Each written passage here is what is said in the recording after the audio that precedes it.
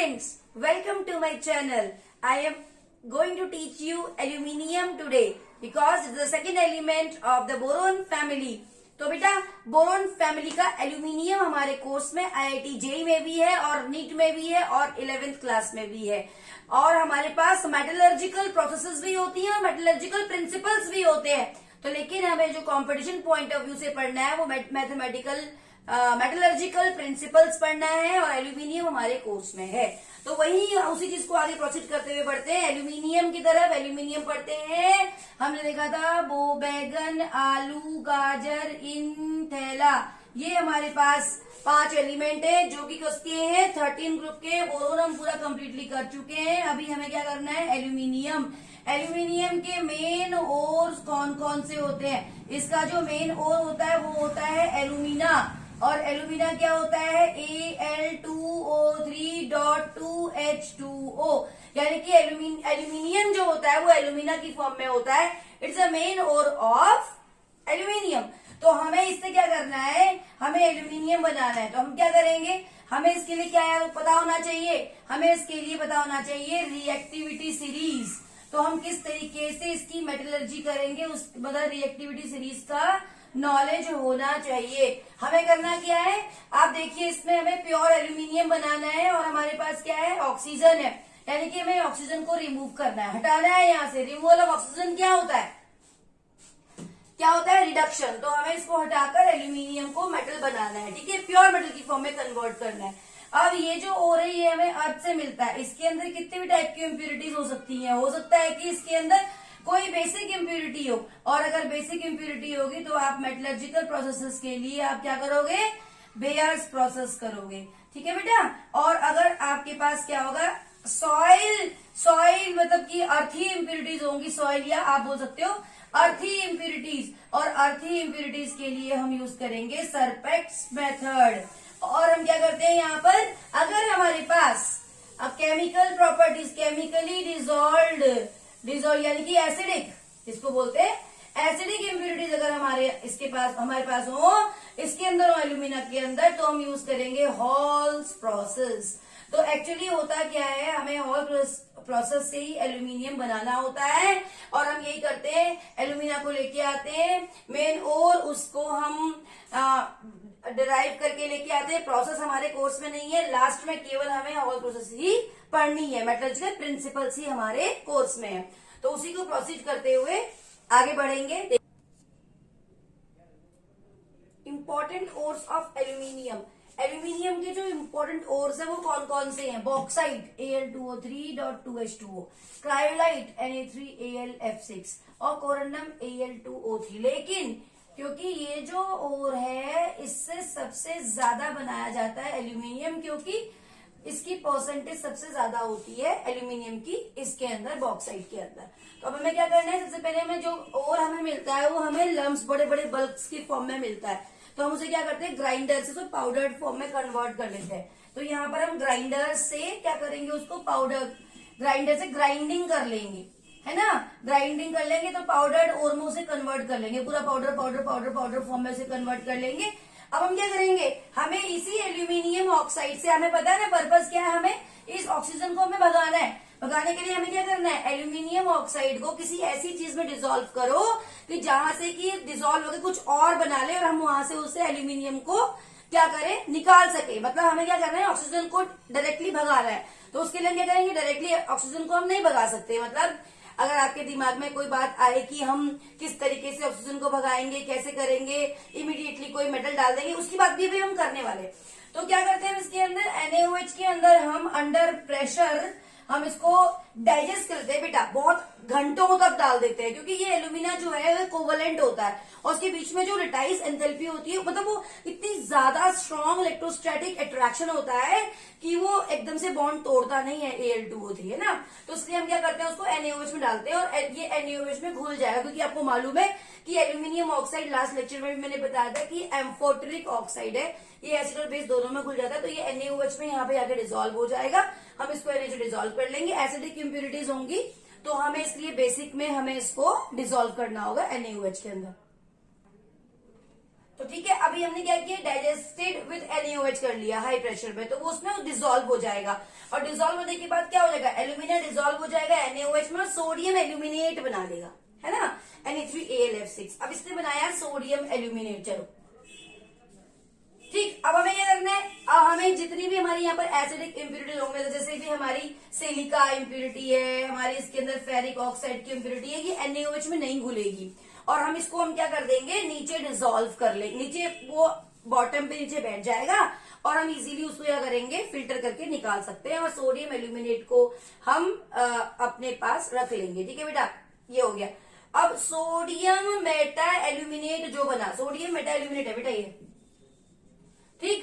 अब sodium Meta aluminate जो बना, इसको हम क्या करेंगे, कार्बन डाइऑक्साइड में पास करेंगे, और कार्बन डाइऑक्साइड में पास करने के बाद ये एल्यूमिनियम हाइड्रोक्साइड का में चेंज हो जाएगा, और उसको हाई टेम्परेचर पर इग्नाइट करने पर 15 डिग्री सेल्सियस पर ये प्योर एल्यूमिना बन जाएगा। यहाँ तक तो कहानी सबको समझ आती है, बहुत सिंपल कहानी है, मेटलर्जी की बनाते हैं, पढ़ते आते हैं। अब मेन प्रोसेस प्रॉब्लम कहाँ पे आती है, Al2O3 से, कि हम कैसे एल्यूमिनियम, हमने क्या किया, यहाँ सारी इम्प्यूरिटीज भगा दिया, इसके अंदर सिलिका की इम्प्यूरिटीज थी, फेरिक ऑक्साइड की इम्प्यूरिटीज थी, भाग गई, है ना मैडम। हमने दोबारा से क्या किया, सिर्फ ये 2 मॉलिक्यूल वाटर भागे, और इम्प्यूरिटी जितनी थी उसके बीच में वो सब भाग गई, केमिकल इम्प्यूरिटीज क्या, और बेसिक जैसे भी इम्प्यूरिटीज थी। बस अब दोबारा से हम कहाँ पहुंचे, खत्म तो हुआ ही नहीं, मेटलर्जी कहाँ खत्म हुई, एल्यूमिनियम, प्योर एल्यूमिनियम नहीं मिला, प्योर एल्यूमिना बना। अगेन प्रॉब्लम हमारी वहीं की वहीं है, हमें ऑक्सीजन को रिमूव करना है। अब हम क्या करते हैं, हम ये सोचते हैं कि हम मेटलर्जिकल प्रोसेसेस की तरफ जाते हैं, और वहां पर हम एक रिएक्टिविटी सीरीज देखते हैं, और हम ऐसी कोई मेटल लेके आते हैं जो कि इस एल्यूमिनियम से ज्यादा रिएक्टिव हो, और वो क्या करे, ऑक्सीजन को वहां से भगा दे, और खुद ऑक्सीजन को लेके चली जाए, और एल्यूमिनियम को प्योर छोड़ दे। थ्योरेटिकली बहुत ज्यादा पॉसिबल है बेटा, लेकिन प्रैक्टिकली ये पॉसिबल नहीं है, और टेक्निकली ये फिजिबल भी नहीं है। क्यों? क्योंकि जब भी आप रिएक्टिविटी सीरीज देखोगे, तो जो भी मेटल्स आपको एल्यूमिनियम के ऊपर दिखाई देंगे, यानी कि एल्यूमिनियम से ऊपर जो ज्यादा रिएक्टिव मेटल्स है, वो कभी भी फ्री स्टेट में नहीं मिलते हैं। ये एल्यूमिनियम से ज्यादा रिएक्टिव मेटल्स कौन से होंगे, या एल्कली मेटल्स या फिर एल्कलाइन अर्थ मेटल्स, और वो मेटल इतने रिएक्टिव होते हैं कि वो फ्री स्टेट में एग्जिस्ट ही नहीं करते, वो कंपाउंड की स्टेट में एग्जिस्ट करते हैं। तो थ्योरेटिकली ये तो पॉसिबल है कि ऊपर वाले मेटल को डाल दो इसके अंदर, वो ऑक्सीजन को लेकर चला जाएगा और एल्यूमिनियम फ्री हो जाएगा, लेकिन ऐसा केवल दिमाग के अंदर पॉसिबल है, प्रैक्टिकली पॉसिबल नहीं है। तो देखते हैं रिएक्टिविटी सीरीज क्या है और कैसे हम उसको आगे प्रोसीड करेंगे। रिएक्टिविटी सीरीज देखिए, लिख बसर नाका मग एल्जन कर फैसड कोनिसन, हाइड्रोजन के बाद चापा चांदी दे सोना ले प्लैटिनम, फिर negative species Cl- OH- NO3- SO4 2-, इसके नीचे F- भी आपको मिलेगा। ठीक है, अब हम क्या करते हैं, ऊपर से नीचे की तरफ हमारा रिडक्शन पोटेंशियल बढ़ जाता है, मतलब F- को रिड्यूस करना बहुत आसान है, उसका ऑक्सीडेशन पॉसिबल नहीं है। इसको ऑक्सीडाइज करना बहुत आसान है, इजीली ऑक्सीडाइज हो जाएगा, यानी कि इसका हाई ऑक्सीडेशन पोटेंशियल और सबसे कम रिडक्शन पोटेंशियल होगा, जो सीरीज में ऊपर आते हैं। अब हमारा एल्यूमिनियम कहाँ पर है, एल्यूमिनियम रहा ये, एल्यूमिनियम से ऊपर क्या है, मैग्नीशियम, कैल्शियम, सोडियम। अब आप बोलोगे मैडम मैग्नीशियम तो ऊपर है, हम क्या करते हैं, Al2O3 में मैग्नीशियम डाल देते हैं, और मैग्नीशियम के 3 मोल डाल देते हैं, और मैग्नीशियम क्या करेगा, 3 MgO लेके चला जाएगा, और मेरे 2 एल्यूमिनियम आ जाएगा। हाँ बेटा, ये थ्योरेटिकली पॉसिबल है, but not practically possible. Practically ये पॉसिबल नहीं है, टेक्निकली पॉसिबल नहीं है, फिजिबल बिल्कुल नहीं है। दिमाग में आप सोच सकते हो, बट ऐसा नहीं होता, क्योंकि जो मैग्नीशियम है it is a highly reactive metal, और हाईली रिएक्टिव होने की वजह से my dear students it can not exist as magnesium in free state, so it is not possible, you cannot use any other metal which is above in the series, because they exist in the form of compounds, not in free state. अब क्या हुआ, इस alumina से aluminium oxygen को निकालने में साइंटिस्टों के दिमाग घूम गए। साइंटिस्टों ने सोचा अब क्या करें कि इसके अंदर इलेक्ट्रिसिटी फ्लो हो जाए, या कुछ ऐसा हो जाए कि एल्यूमिनियम यहाँ से बाहर निकल जाए। इन्होंने बोला कि ऐसा तो कुछ ऐसा पॉसिबल है नहीं, अब हम क्या करते हैं, एक इलेक्ट्रोलाइसिस ही ऐसा कोई तरीका है जिसकी वजह से हम इसको बाहर निकाल सकते हैं। और इलेक्ट्रोलाइसिस में क्या होना चाहिए, लेकिन इसके लिए इसके अंदर क्या होना चाहिए बच्चों, इसके अंदर होना चाहिए आयंस, क्योंकि इलेक्ट्रिसिटी 2 फॉर्म में फ्लो होती है, एक होती है मेटल्स में इलेक्ट्रॉन्स की फॉर्म में, और दूसरी होती है सॉल्यूशन में आयंस की फॉर्म में। अगेन फिर एक प्रॉब्लम यहाँ पे आई कि जो Al2O3 है वो कैसा है, कोवलेंट है नेचर में, और कोवलेंट होना मतलब आयन नहीं बनाएगा, मतलब पानी में नहीं घुलेगा। जब पानी में नहीं घुलेगा तो आयन में नहीं टूटेगा, और जब आयन में नहीं टूटेगा तो कहां से इलेक्ट्रिसिटी फ्लो हो जाएगी। तो कोवलेंट इसका नेचर निकला, ये एक समस्या आई। और दूसरी समस्या है कि इसका हाई मेल्टिंग पॉइंट था। भैया कैसे पिघला है इसको, इतना मेल्टिंग पॉइंट है, कितना, मोर देन 2800 डिग्री सेल्सियस। बताओ भाई कितना ज्यादा मेल्टिंग पॉइंट है, कितना कोवलेंट नेचर में कैसे इलेक्ट्रिसिटी प्रोवाइड होगी। ओहो, एक और प्रॉब्लम आई, समस्या।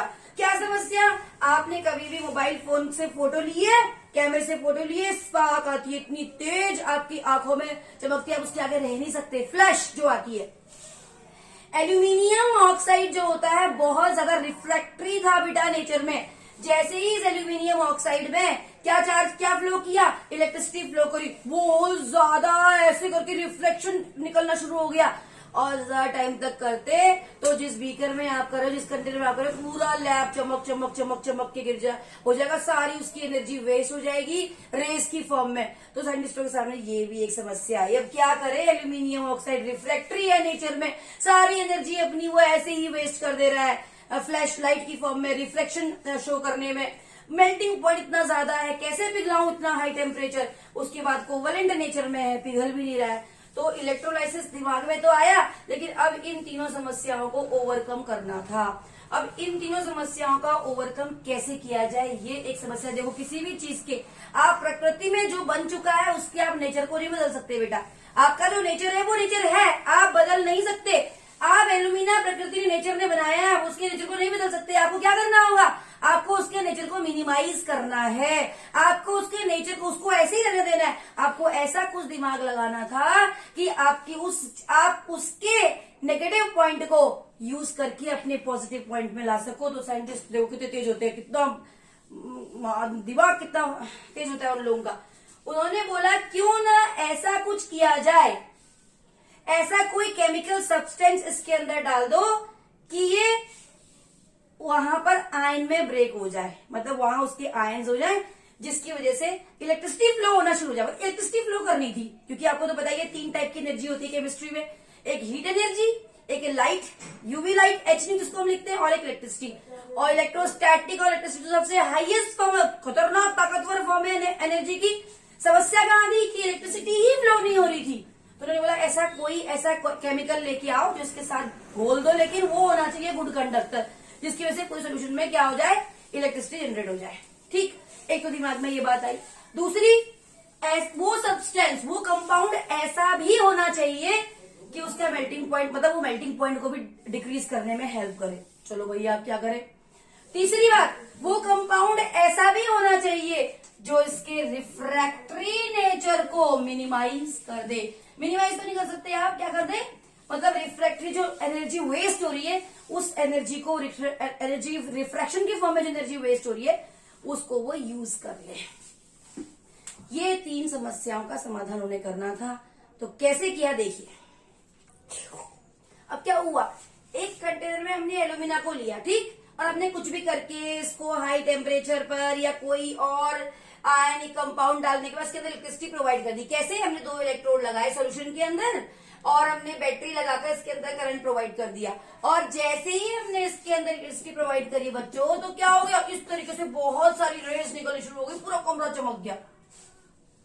तो ये चीजें हुई जो कि हमारे लिए, साइंटिस्टों के लिए अनबियरेबल था, ऐसा नहीं कर सकते थे। तो उन्होंने क्या सोचा कि जो ये एनर्जी है, जो ये बाहर जा रही है रिफ्लेक्टरी, जो ये देखिए, कैसा कुछ किया जाए कि इस एनर्जी को ऐसे, जैसे सोलर सेल में होता है ना, क्या होता है, जैसे ग्रीन हाउस गैसेस में क्या होता है, अर्थ के चारों तरफ एक एनवेलप बन जाता है, कार्बन डाइऑक्साइड उन रेस को आने तो देती है लेकिन बाहर नहीं जाने देती। तो उससे क्या होता है, हमारी अर्थ की सरफेस इतनी गर्म हो जाती है कि ग्लोबल वार्मिंग हो जाती है ना। तो उन्होंने कुछ ऐसा कंसेप्ट लगाया कि ऐसा कुछ ना हो जाए कि ये रेस बाहर जाए ही ना, मतलब इसके नेचर को तो आप बदल नहीं सकते, रिफ्लेक्टरी नेचर को, कि ऐसा कुछ हो जाए कि जो रेस यहाँ से निकले वापस आ जाए ऐसे। और अगर ये वापस आ जाती है कंटेनर के अंदर दोबारा से, तो क्या करेंगी, ये हीटिंग इफेक्ट अंदर ही अंदर जनरेट करेंगी, और जो इसका क्या था, मेल्टिंग पॉइंट था, वो अपने आप खुद ही इसके इस नेचर की वजह से इसका जो मेल्टिंग पॉइंट बहुत ज्यादा हो रहा है, 2800 से भी ज्यादा, वो क्या हो जाएगा, ये इतना रेज टकरा के वापस आए और वापस आने के बाद क्या करें, इसको हीटअप हीटअप हीटअप, अपने आप ही खुद ही इसके अंदर इतनी, जब ऑब्वियसली जब कोई रेज जाएगी और वापस नहीं आएगी तो इसके अंदर टेम्परेचर बढ़ जाएगा और एल्यूमिनियम अपने आप पिघलना शुरू हो जाएगा।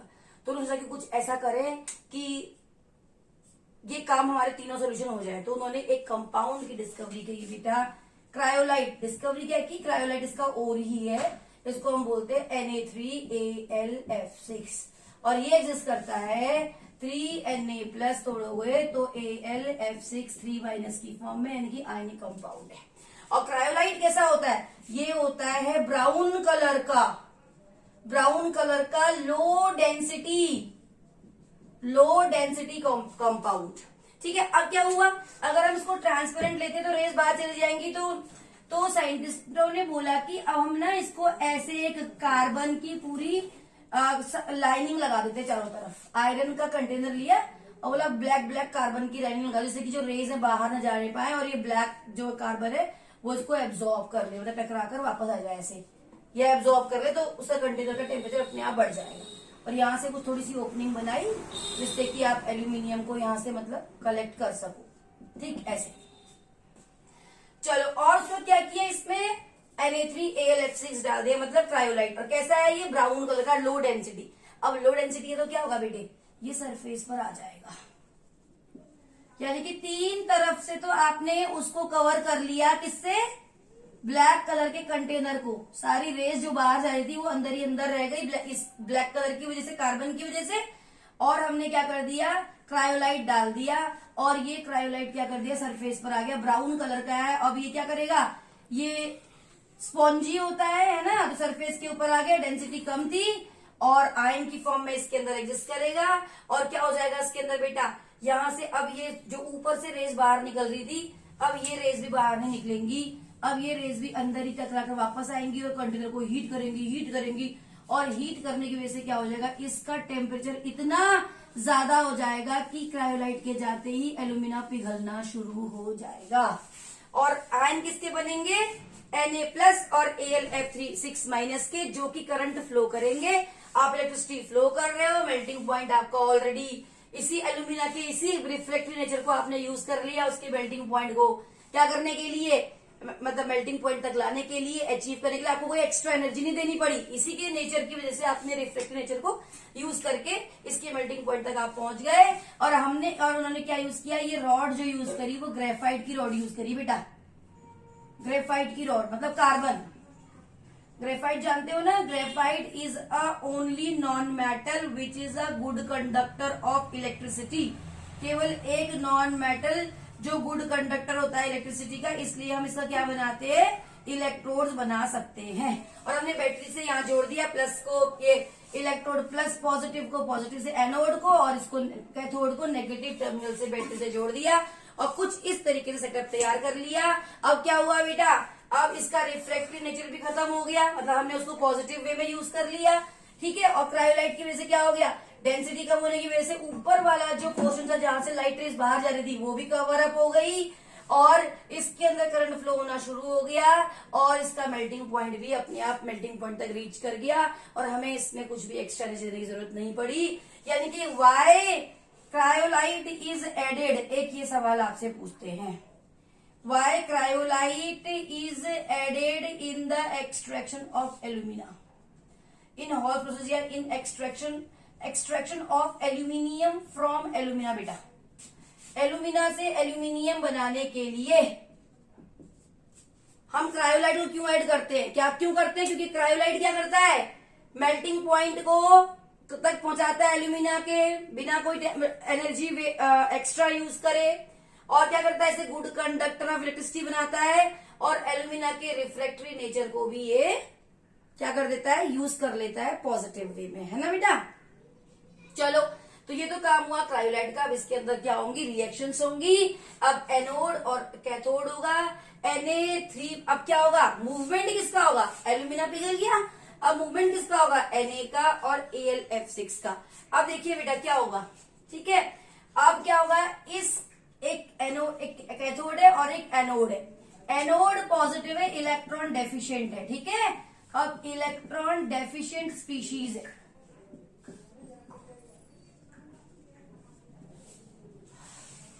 कौन कौन जाएगा? अब इसके अंदर कौन कौन से आयन है बेटा? इसके अंदर है हमारे पास Na+, AlF6 3- और Al2O3 है। अब देखो मोल्टन फॉर्म में है, Al2O3 पिघला हुआ है। अब क्या होगा हमारे पास? क्या है ये जो है AlF6, ये जाएगा कहां पर? एनोड के पास। एनोड क्या है? ये इस एनोड के पास जाएगा। और आपको याद रखना है एनोड में बच्चों हमेशा ऑक्सीडेशन होता है। और ऑक्सीडेशन क्या होता है? Removal of electrons. ऑक्सीडेशन होता है रिमूवल ऑफ इलेक्ट्रॉन्स, इलेक्ट्रॉन्स का देना। अब बच्चे क्या बोलते हैं? मैडम AlF6 3- है, इसके पास ज्यादा इलेक्ट्रॉन है, ये इलेक्ट्रॉन दे देगा। ऐसा नहीं है, AlF6 नहीं है, हमें एल्यूमिनियम कलेक्ट करना है। AlF6 कॉम्प्लेक्स है, इसके अंदर जो एल्यूमिनियम है वो ऑलरेडी Al3+ फॉर्म में है, मतलब ऑलरेडी ऑक्सीडाइज्ड फॉर्म में है। और F जो है वो ऑलरेडी अपने रिड्यूस्ड फॉर्म में है। और वैसे भी हम इसका ऑक्सीडेशन नहीं कर सकते। क्यों? क्योंकि इसका रिडक्शन पोटेंशियल बहुत ज्यादा है, इसको आप रिड्यूस कर सकते हो। आप भाई फ्लोरीन के पास पूरे 9 इलेक्ट्रॉन है F- की फॉर्म में, वो क्यों देगा भाई अपने इलेक्ट्रॉन? और सीरीज में सबसे नीचे भी आता है, तो इसका ऑक्सीडेशन नहीं होगा। इसका कैसे होगा? ये तो ऑलरेडी ऑक्सीडाइज्ड फॉर्म में है, इससे तो ऑलरेडी 3 इलेक्ट्रॉन दे रखे हैं। देखो ना एल्यूमिनियम का 283 होता है, इसने ऑलरेडी 3 देने के बाद Al3 अब कहां से देगा? अब तो वो ऑलरेडी स्टेबल है। तो जैसे ही एनोड के पास जाने वाले हैं तो ना तो इसका होने वाला है ऑक्सीडेशन और ना ही किसका होने वाला है? F का होने वाला है। तो किसका होगा बेटा oxidation? Very very important question. It is आज इन, अब तो एम्स नहीं होता है, अब तो नीट का एग्जाम ही होता है, लेकिन एम्स में भी ये सवाल पूछा हुआ था। देखो कैसे था, बताएंगे उसको भी। देखो यहाँ पर क्या था कि एल्यूमिनियम फ्लोराइड जो है इसका नहीं होने वाला है, इसका नहीं होने वाला है। वहां पर क्या है बेटा? ग्रेफाइट, कार्बन का रिडक्शन ऑक्सीडेशन होगा। तभी बार बार हमसे ये भी सवाल पूछते हैं कि हॉल्स प्रोसेस में हमें ग्रेफाइट की रॉड को बार बार चेंज क्यों करना पड़ता है? क्यों? क्योंकि जो एनोड पर रिएक्शन हो रही है, जो ऑक्सीडेशन हो रहा है बच्चों, वो किसका हो रहा है? कार्बन का हो रहा है। ये कार्बन क्या कर रहा है? Al2O3 से रिएक्शन कर रहा है, जो इसके अंदर है। देखो इंटरेक्शन हो रही है इनकी। क्या कर रहा है ये कार्बन? 3 कार्बन के मॉलिक्यूल कार्बन मोनोऑक्साइड बन जा रहा है अपने आप, ठीक है, 0 स्टेट से +2 में पहुंच जा रहा है। और उसके बाद क्या हो रहा है? ये एल्यूमिनियम आपका यहाँ पर 2Al3+ कलेक्ट हो जा रहा है बच्चों। कितने थे ये? 6 इलेक्ट्रॉन्स ये आपका रिलीज कर देगा। ये रिएक्शन यहाँ पर होगी। एल्यूमिना देखिए अभी आयनिक फॉर्म में आ गया, बहुत जैसे ये पहुंचेगा अब तो alumina ionic form, aluminium Al3+ की फॉर्म में आ गया। और अब क्या होने वाला है? अब सारा का सारा एल्यूमिना बॉटम पर जो ये आयरन की जो ये कंटेनर है, ये आपका काम करने वाला है। यहाँ पर एल्यूमिनियम इकट्ठा होने वाला है बेटे कैथोड पर, क्योंकि ये रॉड तो दोनों ये प्लस और माइनस नहीं है बेटा, ये तो बहुत सारी रॉड्स होती है। मैंने ग्रेफाइट की रॉड्स होती है, शायद ये गड़बड़ हो गई है। यहाँ पर हम क्या करेंगे? बैटरी लगाएंगे यहाँ से। ये सारी तो होंगी ग्रेफाइट की, और भी रॉड्स होती है, इस तरीके से हम लगाते हैं इनको, सीरीज में ऐसे कनेक्ट करते हैं। और यहां से बेटा देख लेना, ऐसे करके हम जोड़ते हैं इसको। सॉरी गलत हो गया था, ये पॉजिटिव है एनोड, ठीक है, और ये जो कंटेनर होता है ना, ये होता है नेगेटिव कैथोड। देख लेना बच्चों, है यहां से हम बैटरी लगाएंगे, इन सबको सीरीज में जोड़ेंगे और यहां से हम बैटरी लगाएंगे बेटा। यहां से ये अच्छा हुआ, पता चल गया बीच में ही वीडियो के। चलो ऐसे लगाएंगे। अब यहाँ पे अब ये चीज है, ये वाला काम करेगा कैथोड का, ठीक। अब इसके पास कौन जाएगा? ये Al3+ जाएगा, और Al3+ क्या करेगा? 2 Al3+ जाएगा, है ना। और electrons are the form of energy, they can not be created not destroyed. Anode जो इलेक्ट्रॉन दिए, ये एल्यूमिनियम वहां पर जाकर उन्हीं इलेक्ट्रॉनों को लेकर प्योर एल्यूमिनियम बन जाएगा। बन गया प्योर एल्यूमिनियम, ठीक है बेटा। अब जो ये कार्बन मोनोऑक्साइड बनी है, इसको हम ऐसे थोड़ा ना जाने देंगे, वेस्ट। कार्बन मोनोऑक्साइड को हम वेस्ट थोड़ा ना करेंगे बच्चों। क्या करने वाले हैं हम? कार्बन मोनोऑक्साइड में हाइड्रोजन मिलाकर हमारी बन जाएगी वाटर गैस। और ये वाटर गैस पता है कितना शानदार एक्सीलेंट फ्यूल होता है बेटा, it's a very good fuel. आप इससे 1500 से 2000 तक टेम्परेचर इंक्रीज करने के लिए आप इसका यूज कर सकते हो वाटर गैस का इंडस्ट्रीज में, और इंडस्ट्रीज में यूज करते हैं, है ना। तो water gas is a very good fuel. So this carbon monoxide will be used as a fuel when we will mix it with hydrogen. और यहाँ पर क्या हो जाएगा, पूरा का पूरा हमारे पास इस तरीके से हमारा सेटअप हो जाएगा. आप ध्यान रखेंगे ये जो कंटेनर है ये पूरा आयरन का कंटेनर है, इसके ऊपर कार्बन की कोटिंग करी हुई है जिससे कि एल्यूमिनियम का जो भी रिफ्रैक्टरी नेचर है वो क्या हो जाए, यहाँ पर खत्म हो जाए और सारा सारा एब्जॉर्ब हो जाए. जितनी भी ये रॉड्स हैं, ये 2 ही रॉड्स नहीं होती बेटा, ये बहुत सारी रॉड्स होती हैं. और ये ग्रेफाइट की रॉड्स, इन रॉड्स को हम क्या करते हैं, सबको सीरीज में आपस में जोड़ देते हैं, है ना बेटा. ये ग्रेफाइट की रॉड्स है, इनको हम सबको जोड़ देते हैं और फिर उसके बाद हम क्या करते हैं, ये सारी की सारी क्या होती है, एनोड होती है. इन सबको इस तरीके से जोड़ने के बाद इसको बैटरी के पॉजिटिव टर्मिनल से जोड़ते हैं, ये बात ध्यान रखेंगे. और ये जो कंटेनर होता है वो होता है कैथोड. कंटेनर होता है कैथोड और इस कंटेनर को हम जोड़ते हैं बैटरी के नेगेटिव टर्मिनल से. ये हमने लगाई बैटरी, ये हमने लगाई बैटरी और बैटरी के नेगेटिव टर्मिनल से हमने जोड़ दिया, करंट इसके अंदर प्रोवाइड कर दिया. हमने क्रायोलाइट को यूज किया है एल्यूमिना को गुड कंडक्टर बनाने के लिए. क्रायोलाइट ने क्या किया, वो अपने Na+ और AlF6 आयन दिए. AlF6 आयन क्या हुआ, AlF6 3- क्या हुआ आयन एनोड के पास गया ऑक्सीडाइज होने के लिए, लेकिन उसे कुछ भी नहीं मिला. और एल्यूमिनियम ऑलरेडी ऑक्सीडाइज फॉर्म में था, फ्लोरीन ऑलरेडी अपने F- की फॉर्म में था. इन दोनों में से किसी ने ऑक्सीडाइज नहीं होना था, इसलिए ग्रेफाइट ही ऑक्सीडाइज हो गया. उसने क्या किया, ग्रेफाइट मतलब कार्बन, और ये कार्बन एल्यूमिना से ऑक्सीजन को ले आया बच्चे, किसकी फॉर्म में, कार्बन मोनोऑक्साइड की फॉर्म में. 3 CO ये मॉलिक्यूल यहाँ से निकल जाएंगे और ये जो एल्यूमिनियम है वो आयन की फॉर्म में आ जाएगा. वाह भाई वाह, वारे ने यही तो काम करना था. अभी तक जितनी समस्या चल रही थी उसका समाधान हो गया. 6 इलेक्ट्रॉन इसने दे दिए, इसके दिए हुए 6 इलेक्ट्रॉन इस कैथोड के पास गए और यही 6 इलेक्ट्रॉन यहाँ गए. वहां पर कौन गया, एल्यूमिनियम गया कैथोड के पास, उसके नेगेटिव प्लस को अपनी तरफ खींचेगा और वहां पर उसके दिए हुए 6 इलेक्ट्रॉन ये एल्यूमिनियम लेकर और 2 एल्यूमिनियम की फॉर्म में मेटल 2 मोल एल्यूमिनियम, प्योर एल्यूमिनियम यहाँ पे कलेक्ट होता रहेगा. उसको हम यहाँ से कलेक्ट करते रहेंगे. ये हुआ हमारा मेटलर्जी, मतलब प्यूरिफिकेशन कर दिया हमने, प्योर एल्यूमिना से एल्यूमिनियम निकाल दिया. तो हम इस तरीके से एल्यूमिनियम निकालते हैं बेटा. आपके कोर्स में मेटलर्जिकल प्रोसेस नहीं है, मेटलर्जिकल प्रिंसिपल्स है, लेकिन ये कोर्स में है, ठीक है. तो आप ध्यान रखेंगे, आपको 12th में भी ये पढ़ने को मिलेगा. आप 2-3 जगह पढ़ोगे इसको. एप्लीकेशंस ऑफ इलेक्ट्रोकेमिकल सीरीज में पढ़ोगे.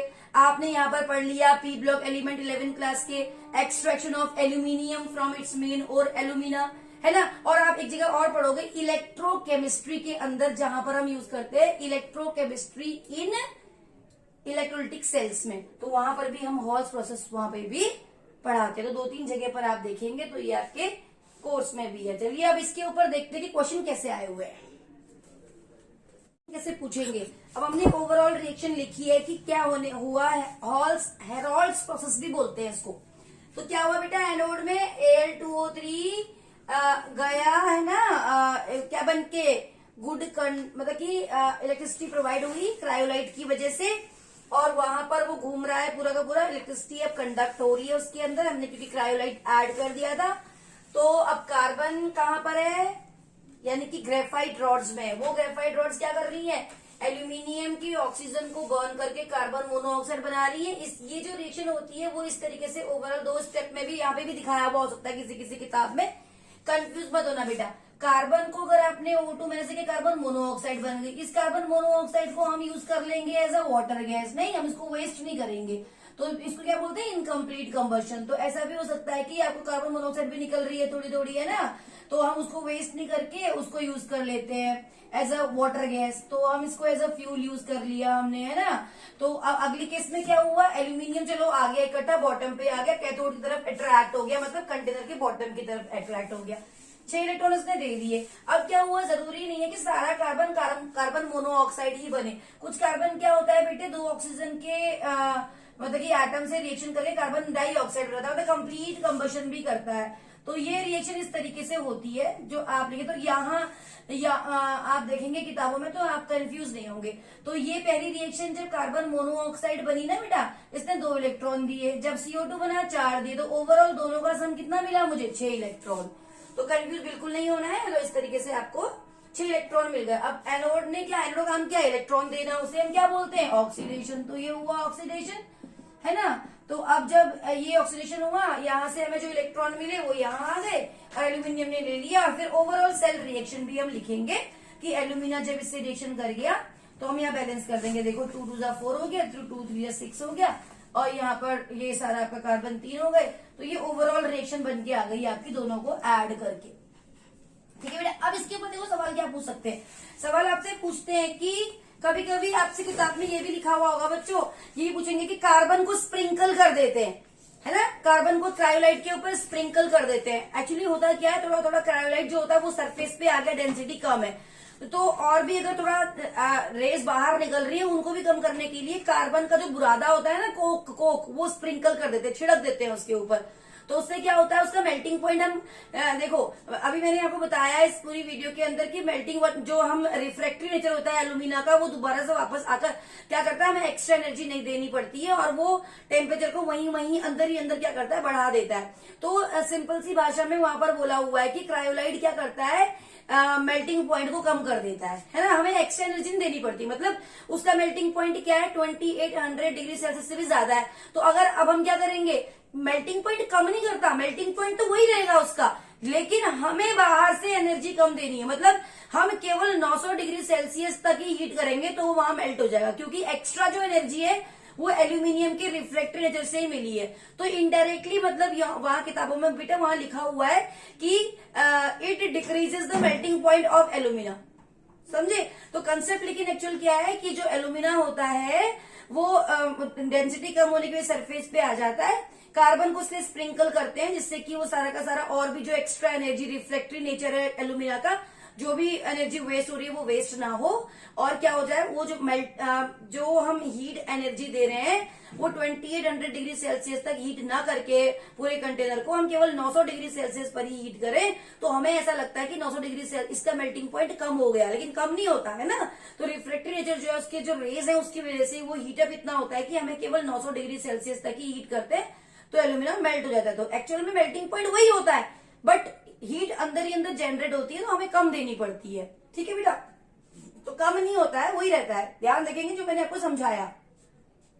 बस उसके बाद हमने क्या किया, तो आपसे पूछेंगे कि वाई कोक इज स्प्रिंकल, मतलब कि अगर आपसे पूछते हैं कि क्रायोलाइट अगर ऐसा है इलेक्ट्रोलिटिक मतलब इलेक्ट्रिसिटी प्रोवाइड कर रहा है और स्पॉन्जी है और ब्राउन कर, तो उसके ऊपर कोक भी क्यों कर रहे हैं, तो थोड़ा बहुत जो भी निकलता है उसके अंदर रिफ्रैक्टरी और जो रेज निकलते हैं उनको भी रोकने के लिए हम कोक को स्प्रिंकल कर देते हैं, मतलब कार्बन को स्प्रिंकल कर देते हैं, उसका बुरादा जो होता है छिड़क देते हैं। दूसरी बात आपसे ये पूछेंगे कि आपसे मोल कंसेप्ट और इसका सवाल मिलाकर पूछ सकते हैं बेटा।